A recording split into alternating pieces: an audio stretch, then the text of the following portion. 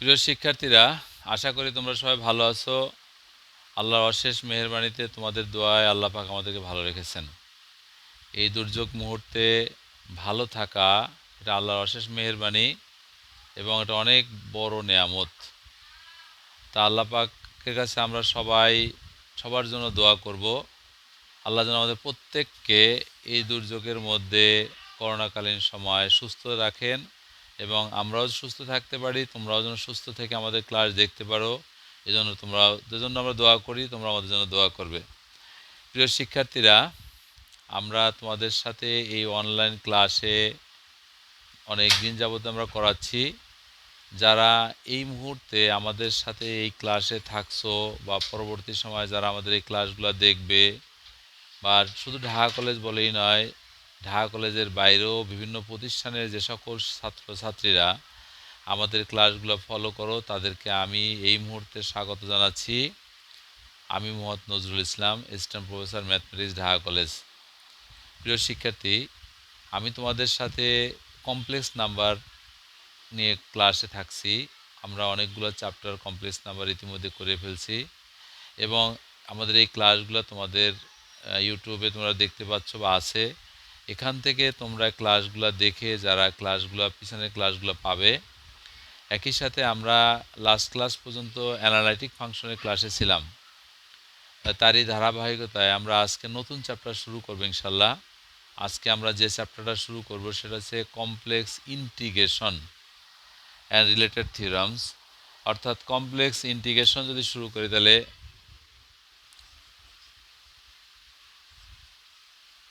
Complex integration,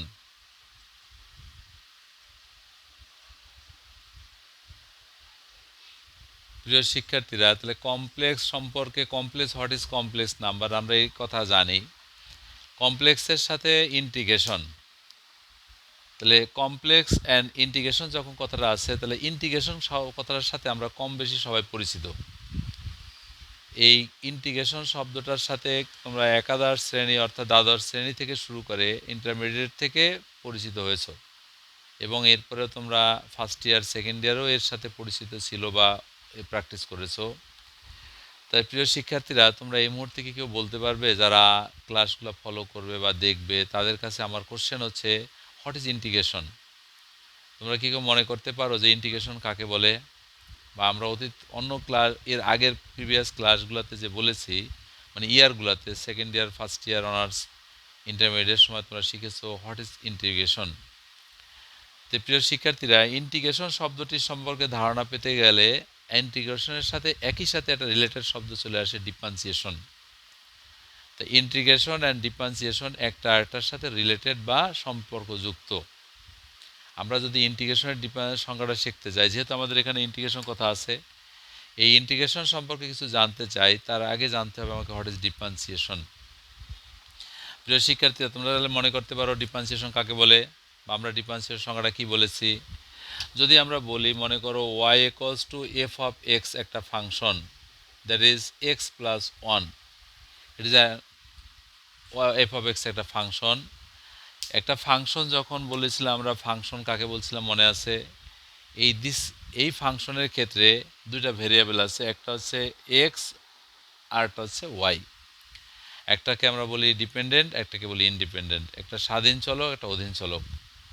তাহলে এই স্বাধীন চলকের ডিফারেন্স ভ্যালুর জন্য যদি অধীন চলকের ডিফারেন্স ভ্যালু পাই, তাহলে আমরা একটা ফাংশন বলি। তাহলে এই ফাংশনের ক্ষেত্রে এক্সের ভিন্ন ভিন্ন বাস্তব মানের ফলে এফ অফ এক্সের ভিন্ন ভিন্ন বাস্তব মান পাচ্ছি। দেন এই ফাংশনের ক্ষেত্রে তাহলে কি হচ্ছে, এক্সের মানের যে পরিবর্তন ঘটবে, ফলে এফ অফ এক্স বা ওয়াই এর মানেরও পরিবর্তন ঘটে। তাই এক্সের মানের পরিবর্তনের ফলে এফ অফ এক্সের মানের যে পরিবর্তন ঘটে, সেই পরিবর্তনটার যে নির্দিষ্ট হারে ঘটে বা অনুপাতে ঘটে, এই পরিবর্তনের হার বা অনুপাতকে বলি আমরা dy by dx, that is differentiation. আমরা যেহেতু ইন্টিগ্রেশনের সংজ্ঞাটা শিখব, এর আগে সেজন্য বলছি ডিফারেন্সিয়েশনটা আমরা জানব। তাহলে এক্সের মানের পরিবর্তন ঘটবে, ফলে এফ অফ এক্সের মানেরও পরিবর্তন ঘটে। এর ফলে পরিবর্তনটা যে হারে ঘটে বা যে অনুপাতে ঘটে, এই পরিবর্তনের হারকে বা অনুপাতকে বলি আমরা dy by dx, that is our differentiation. প্রিয় শিক্ষার্থীরা, তাহলে ডিফারেন্সিয়েশনের সংজ্ঞার সাথে এখন ইন্টিগ্রেশন কী জিনিস? আমরা ইন্টিগ্রেশন মিনিংটা হচ্ছে রেসিপ্রোকাল অফ ডিফারেন্সিয়েশন। ঠিক ডিফারেন্সিয়েশনের বিপরীত প্রক্রিয়ার নামটাই হচ্ছে ইন্টিগ্রেশন। আমরা যদি ইন্টিগ্রেশনের সাথে ডিফারেন্সিয়েশনের রিলেশন দেখতে চাই, তাহলে আগে ইন্টিগ্রেশন সংজ্ঞাটা বুঝবো।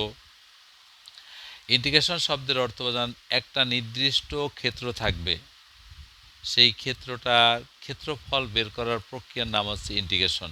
সংক্ষেপে বললে, আমরা যখন একটা নির্দিষ্ট চতুর্ভুজের কথা বলবো বা আয়তক্ষেত্র বা বর্গক্ষেত্র বলি, এই স্কোয়ারকে যখন এরিয়াটা বের করতে যাব, তখন আমরা এই স্কোয়ারকে আমরা অসংখ্য ক্ষুদ্র ক্ষুদ্র অংশে ভাগ করব। আর এই ক্ষুদ্র ক্ষুদ্র অংশে ভাগ করার ফলে এই ক্ষুদ্র ক্ষুদ্রের প্রত্যেকটা অংশের যখন এরিয়া বের করা হবে, তখন টোটাল এরিয়াকে যদি আমরা সামেশন করি, তাহলে আমরা টোটাল এই এরিয়াটা পেয়ে যাব। তাই ইন্টিগ্রেশনের থেকে সামেশন কথাটা চলে আসছে। যেহেতু আমরা বলেছি অনেকগুলো ক্ষুদ্র ক্ষুদ্র অংশ করব, অংশগুলোকে টোটাল প্রত্যেকটা এরিয়া বের করব, সেই এরিয়ার থেকে যখন আমরা যোগ করব, সেই যোগফলের মানটা হবে সামেশন।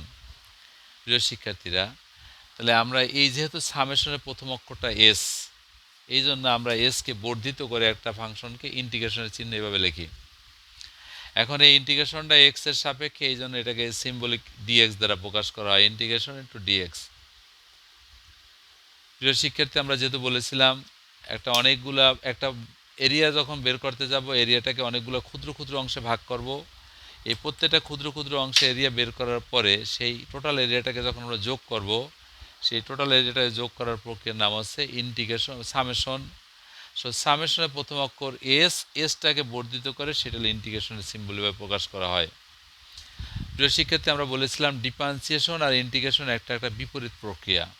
যেমন আমরা যদি বলি d by dx of ln x, আমরা লন এক্সকে যদি ডিফারেন্সিয়েশন করি, তাহলে আমরা কি পাই? 1/x। আমরা যদি বলি d by dx of sine x, তাহলে এটাকে কি পাবো? That is the cos x. প্রিয় শিক্ষার্থী, তাহলে এই লন এক্স এর পরে 1/x প্লাস একটা সি লিখবো, কজ এক্স এর পরে একটা 1/c লিখবো। তাহলে প্রথম কথা হচ্ছে ডিফারেন্সিয়েশনের বিপরীত প্রক্রিয়া বলেছি ইন্টিগ্রেশন। তাহলে এই ডিফারেন্সিয়েশনের বিপরীত প্রক্রিয়া ইন্টিগ্রেশন কেমনে হলো? আমরা এই ডিফারেন্সিয়েশন করে যে রেজাল্টটা পেয়ে গেছি, এই রেজাল্টকে ইন্টিগ্রেশন করলে মূল ফাংশন পাবো। যেমন integration of 1/x and dx, তার মানে কি আসবে? তাহলে আমাদের লন এক্স। যদি আমরা তো ইন্টিগ্রেশন এই রেজাল্টকে ইন্টিগ্রেশন করি, integration of cos x and dx equals to sine x. প্রিয় শিক্ষার্থী, একই সাথে আমরা এই যে একটা প্লাস সি যোগ করি, তোমরা কি বলতে পারবে বা কেউ এই মুহূর্তে মেমোরাইজ করতে পারো যে আমরা কেন সিটা যোগ করি? What is the value of C, বা সি যোগ করার কি কারণ আছে? প্রিয় শিক্ষার্থীরা, যেহেতু আমরা এই সিটা কেন যোগ করি এটা একটু জানতে হবে বা জানবো। আমরা এই জন্য একটা এক্সাম্পল দেই। মনে করো ওয়াই ইকুয়ালস টু একটা function y equals to x cube plus thrice x square plus 5। এইটা একটা ফাংশন দিলাম, y equals to F of x, বা যে ফাংশনটাই বলেও এই ফাংশনটাকে আমরা একবার ডিফারেন্সিয়েশন করলাম। সো ডিওয়াই বাই ডিএক্স, তার d by dx into x cube plus 3x square plus 5। আমরা যদি এই ফাংশনটাকে ডিফারেন্সিয়েশন করি, তার মানে কি 3x square plus 6 into x plus 0। So কি দাঁড়াইলো? ডিওয়াই বাই ডিএক্স যদি আমরা বলি, তার মানে 3x স্কোয়ার প্লাস 6x। প্রিয় শিক্ষার্থীরা, আমরা বলেছিলাম ডিফারেন্সিয়েশন এবং ইন্টিগ্রেশন একটা আরেকটার বিপরীত প্রক্রিয়া। যদি একটা আরেকটার বিপরীত প্রক্রিয়া হয়, তাহলে আমরা এই ফাংশনটাকে একবার ডিফারেন্সিয়েশন করলে এই রেজাল্টটা পেয়ে গেছি। তা বিপরীত প্রক্রিয়া অনুসারে আমাদের কী কাজ করতে হবে? তাহলে এখন এই অংশটাকে যদি আমরা ইন্টিগ্রেশন করি, তাহলে আমাকে এই মূল প্রক্রিয়া বা মূল মানটা পাইতে হবে। তাহলে আমরা একটু এইটা করে দেখব যে কীভাবে আসে। তাহলে আমরা যে রেজাল্টটা পেয়েছি এক্স স্কোয়ার মাইনাস 6x, এটাকে যদি ইন্টিগ্রেশন করি 3x স্কোয়ার প্লাস 6x, এটাকে একটা ইন্টিগ্রেশন করলাম। প্রিয় শিক্ষার্থী, that is the 3x square and dx plus integration of 6x into dx. So এই 3 বাইরে গেল, integration of x square into dx plus 6 into x into dx. প্রিয় শিক্ষার্থীরা, 3 ঠিক আছে, এক্স স্কোয়ারকে যদি আমরা ইন্টিগ্রেশন করি, তাহলে কী পাবো? এক্স স্কোয়ারের সাথে 1 যোগ হবে পাওয়ারের সাথে 3/3। দেন এই 6 ঠিক আছে, এই এক্সকে ইন্টিগ্রেশন করলে এক্স স্কোয়ার বাই 2।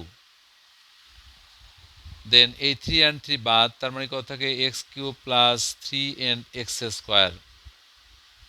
প্রিয় শিক্ষার্থীরা, আমরা যে ফাংশনটাকে নিয়েছিলাম, সরি, ফাংশনটা ছিল x³ প্লাস 3x² প্লাস 5। আমরা এই ফাংশনকে ডিফারেন্সিয়েশন করে যে রেজাল্টটা পেয়ে গেলাম, আমার কাজ ছিল এই অংশটাকে এখন ইন্টিগ্রেশন করতে হবে। ইন্টিগ্রেশন করলে মূল এই অংশটা পাওয়া যায় কিনা। সো এটাকে ইন্টিগ্রেশন করলে 6x, ঠিক আছে। তাহলে x³ প্লাস 3x², সরি বাদান, তাহলে x³ প্লাস 3x² যখন থাকবে, তাহলে আমাদের কিন্তু দেখো আমরা যে অংশটাকে ফাংশনটা ছিল সেই ফাংশনটাকে ডিফারেন্সিয়েশন করার পরে যে রেজাল্টটা পেয়ে গেছি, সেই রেজাল্টকে যদি আমরা ইন্টিগ্রেশন করি তাহলে আমার কিন্তু মূল এই ফাংশনটা চলে আসার কথা ছিল। কিন্তু দেখো ফাংশনটা কি আছে, x³ আছে, 3x² আছে, আমার এই 5টা নেই।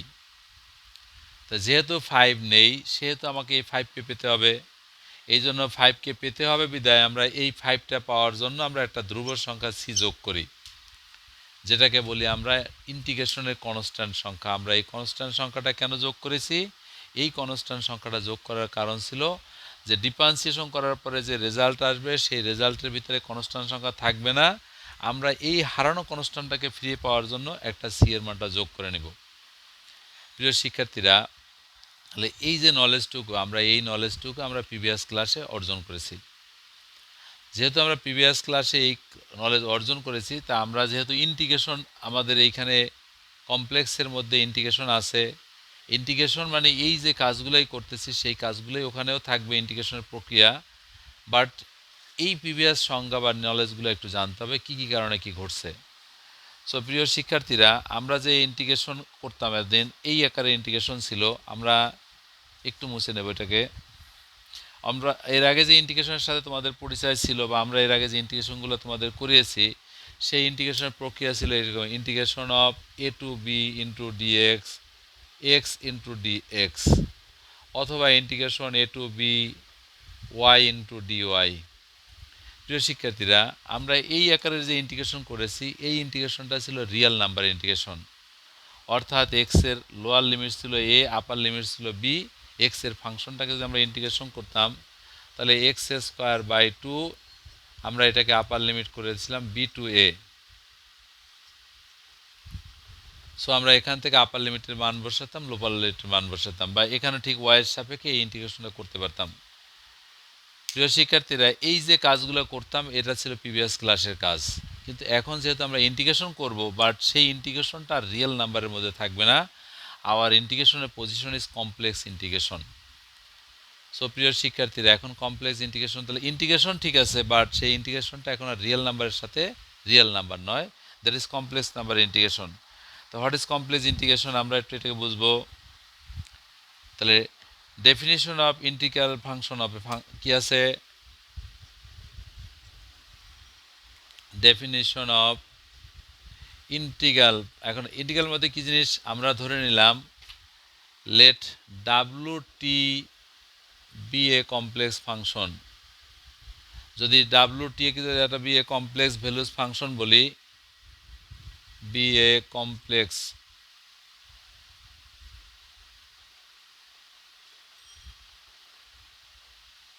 আমরা ধরে নিলাম WT B a complex values function হোয়ার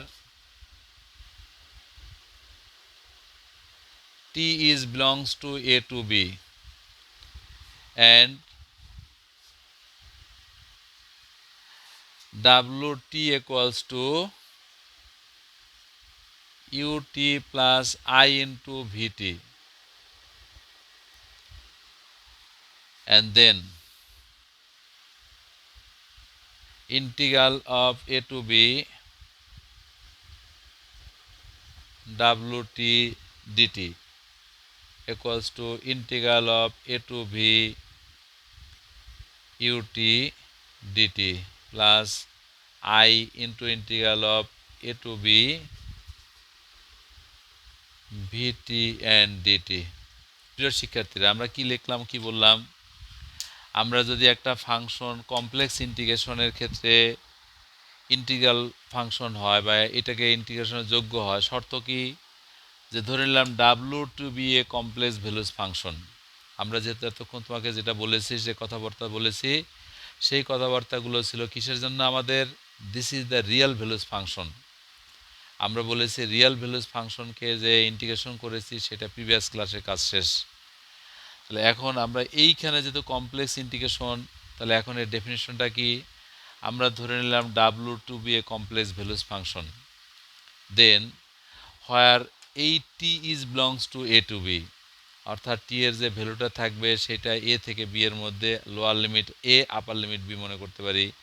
যখন আমরা এই মানটাকে ধরবো তখন আমরা ফিক্সড মান ধরে দেওয়া বেটার, অর্থাৎ সেট আকারে প্রকাশ করলে A to B third bracket দিয়ে দিলাম। অ্যান্ড ডাব্লুটি ফাংশনটাকে ডেফিনেশন করলাম U T plus I into V T আকারে।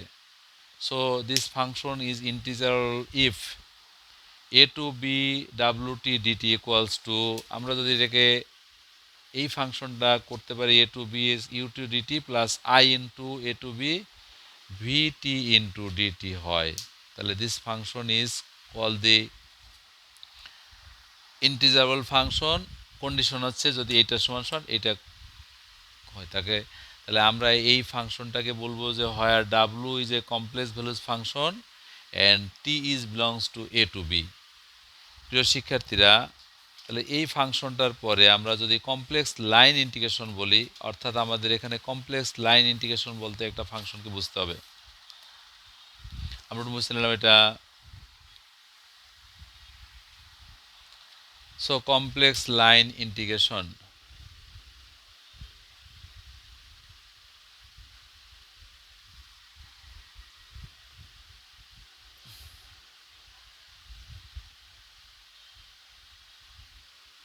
complex line integration. What is complex line integration?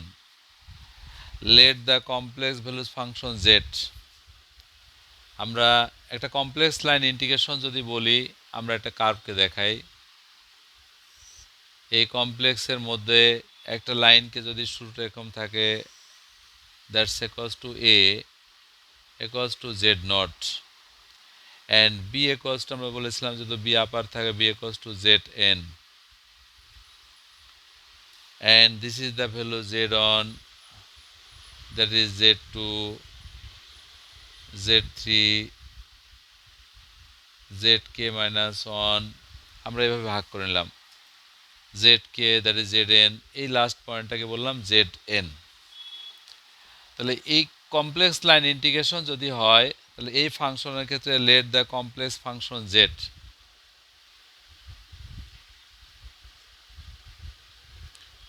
complex function z, let f of z be the complex function and be continuous at all the point of reciprocal, and be continuous all the point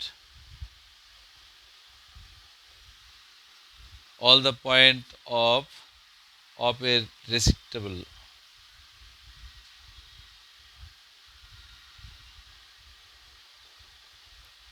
curve C, and which is the starting at initiating point is which is starting and ending point A to B.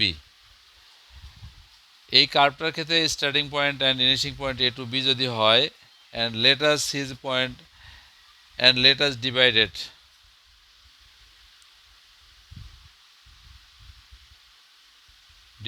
z on, z2, z3 and zn।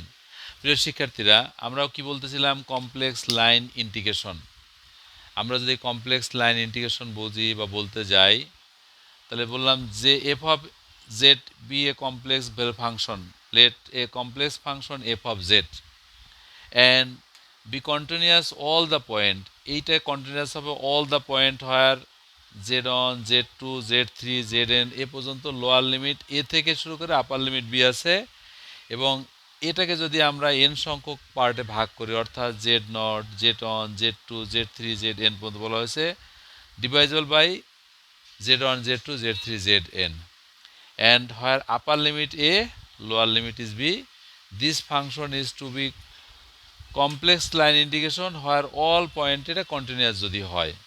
প্রিয় শিক্ষার্থী, আমরা আবার বলছি যে একটা F of Z is a complex value function যদি আমরা ধরি, এবং এই ফাংশনটাকে যদি লোয়ার লিমিট এ আপার লিমিট বি বলি, এই লোয়ার লিমিট এ এবং আপার লিমিট বি এর মধ্য থেকে আমরা যদি অল দ্য পয়েন্টসে, আমরা অনেকগুলো ডিভাইজেবল করছি Z1, Z2, Z3, Zn এর মধ্যে, অল পয়েন্টসের ক্ষেত্রে যদি এটাকে কন্টিনিউয়াস হয়, তখন this function is called the complex line integration.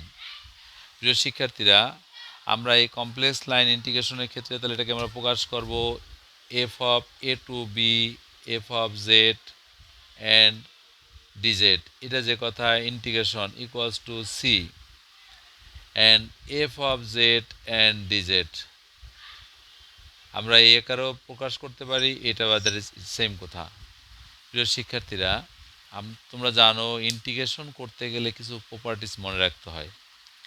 আমরা রিয়েল নাম্বারের যে ইন্টিগ্রেশনগুলো করেছি সেটার প্রপার্টিস বা ফর্মুলাগুলো তোমরা ইতিমধ্যে শিখে ফেলছো বা জানো। আমরা এর বাইরে এখন যখন কমপ্লেক্স নাম্বারের ইন্টিগ্রেশন শিখব, সেক্ষেত্রে কমপ্লেক্সের কিছু প্রপার্টিস আমাদেরকে জানতে হবে। তা আমরা কয়েকটা প্রপার্টিস তোমাদেরকে একটু লিখবো, সেগুলো একটু মাথায় রাখবে এবং শিখে নেবে।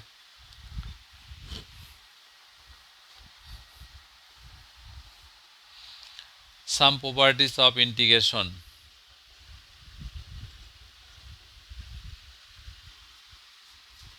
Of complex integration.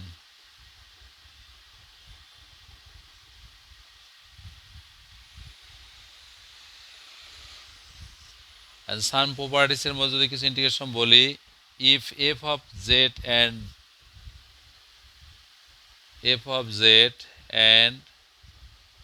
g of z are two integers along the curve C, are be integrable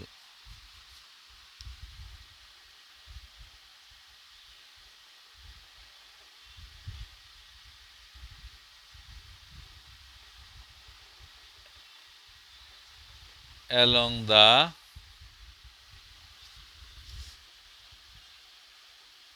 curve C, then এক নাম্বার প্রপার্টিস হিসেবে জানবো ইন্টিগ্রেশন কার্ভ সি তে F of Z plus G of Z into D Z equals to integration C F of Z and D Z plus integration C G of Z into D Z. প্রিয় শিক্ষার্থীরা, যদি F of Z and G of Z are integer along the curve C হয়, তখন এই প্রপার্টিসটা আমরা জানতে হবে, অর্থাৎ দুটা ফাংশনকে ইন্টিগ্রেশন করলে আলাদা আলাদা ইন্টিগ্রেশন যোগফলের সমান। নাম্বার 2, আমরা সেকেন্ড প্রপার্টিস হিসেবে জানবো integral of C into K F of Z into D Z equals two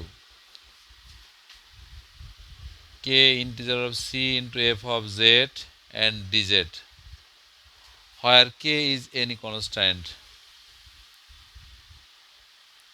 K is any constant.